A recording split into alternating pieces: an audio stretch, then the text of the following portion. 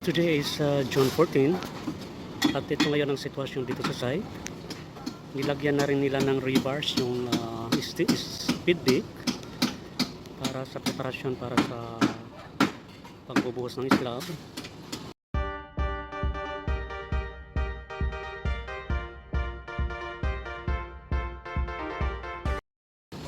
At siya nagko-cover din sila para sa wall, doing the formworks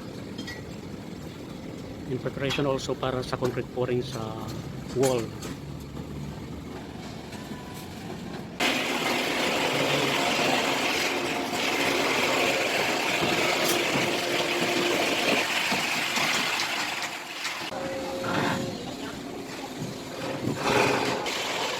So they are preparing to lift that generator using this crane. Padugo dyan sa dugo ng manok, no? For the preparation of may ritual. It's a ritual. So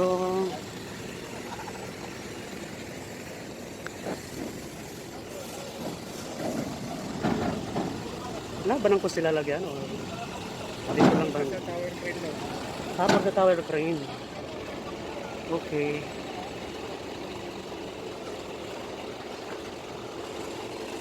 Yan yung dugo niya. Ilang manok yan? 5. 5 manok. At tapos kakarnihin yan. Okay. It's nice. Thank you.